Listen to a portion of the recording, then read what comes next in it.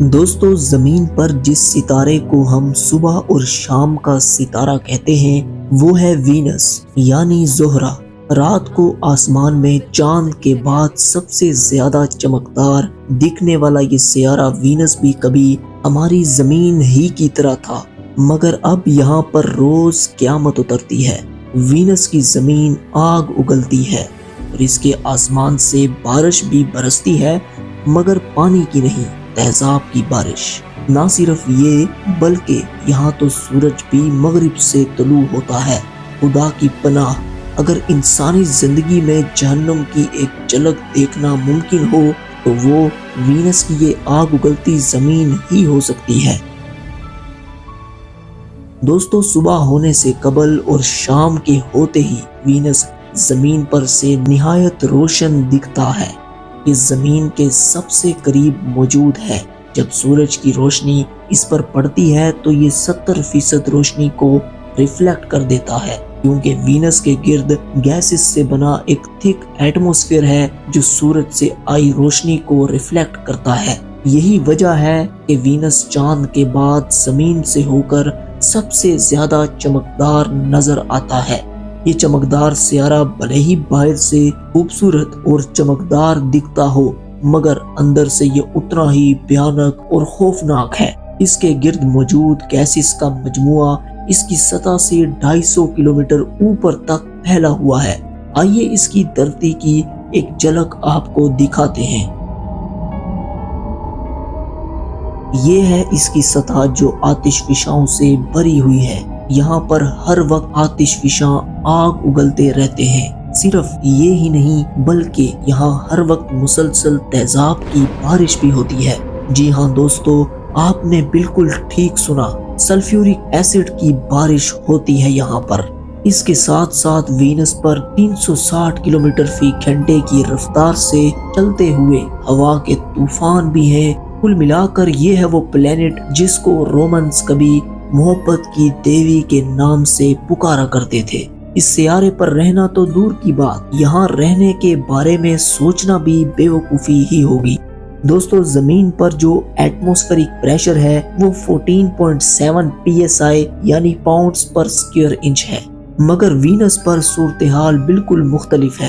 وہاں 250 کلومیٹر تک پھیلے گیسز کے بادلوں کی وجہ سے ایٹماسفیرک پریشر بے انتہا زیادہ ہے۔ وہاں پر دباؤ 1300 PSI تک ہے، یعنی زمین سے 90% زیادہ۔ یہ پریشر انسان تو دور کی بات بلکہ ایک مضبوط ترین گاڑی بھی نہ جھیل پائے اور پچک کر رہ جائے۔ اس کے علاوہ ناظرین، آج ہم زمین پر آرام سے سانس لے سکتے ہیں کیونکہ یہاں کی فضا 21% آکسیجن سے بھری ہوئی ہے، مگر یہ گیس یعنی آکسیجن جو زندگی کی علامت سمجھی جاتی ہے، وینس پر یہ 1% بھی مکمل نہیں بلکہ 0.1% کی مقدار میں ہے، جو کہ شاید نہ ہونے کے برابر ہی تصور کی جائے گی۔ اس کے مقابلے میں وہ گیس جو زندگی کی علامت ہرگز نہیں ہے، وہ وینس کی فضا میں 96% ہے، یعنی کاربن ڈائی آکسائڈ۔ مگر ناظرین، یہ یاد رہے کہ وینس شروع ہی سے ایسا ہرگز نہیں تھا۔ کہا جاتا ہے کہ چند ارب سال قبل وینس بالکل ہماری زمین ہی کے جیسا تھا۔ اس پر پانی کے سمندر بہتے تھے، مگر پھر آہستہ آہستہ یہ سورج کے قریب ہوتا چلا گیا۔ اس کے گرد موجود گیسز کے بادل اتنے بڑھ گئے کہ وینس ایک جنت سے جہنم زار بن کر رہ گیا۔ جو سورج کی روشنی اس کے ایٹماسفیئر میں داخل ہو جائے وہ کبھی باہر نہیں آ سکتی۔ بس یہی وجہ ہے کہ کروڑوں سالوں تک اس پر گرمی بڑھتی گئی اور اس حد تک تجاوز کر گئی جس کا تصور کرنا بھی محال ہے۔ آج وینس پر نارمل ٹمپریچر بھی 462 ڈگری سیلسیس تک ہے۔ تو دوستو، ایٹماسفیرک پریشر، تیزاب کی بارش، طوفانی ہواؤں اور اس کے ساتھ ساتھ آگ اگلتے آتش فشاں نے ثابت کیا کہ وینس زندگی کے لیے ہرگز مفید نہیں ہو سکتا۔ دوستو، ہم سب نے سن رکھا ہے کہ قیامت کے قریب سورج مغرب سے نکلے گا۔ اس حساب سے وینس پر ہر روز ہی قیامت اترتی ہے، کیونکہ وینس پر سورج مشرق کی بجائے مغرب سے طلوع ہوتا ہے۔ جی ہاں، آپ نے بالکل ٹھیک سنا۔ वो यूं कि सोलर सिस्टम के बाकी के तमाम प्लैनेट्स एंटी क्लॉकवाइज अपने महवर के गिर्द गर्दिश करते वक्त घूमते हैं, जबकि वीनस ये चक्कर मुकम्मल कर चुकी होती है।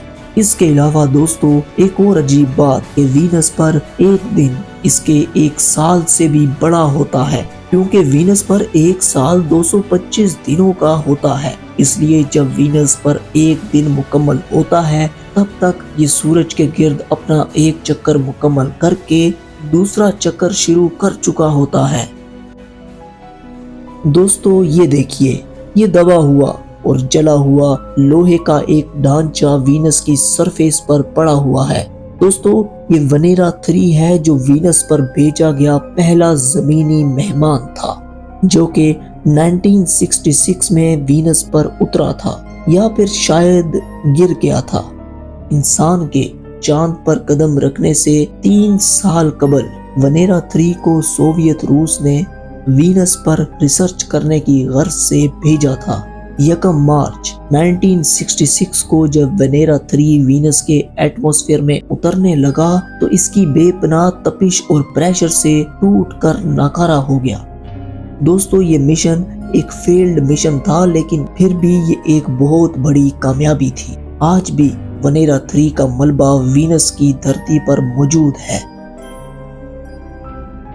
इसके बाद भी सोवियत रूस ने कई वेनेरा मिशंस लॉन्च किए, जिन पर हम फिर किसी वीडियो में बात करेंगे।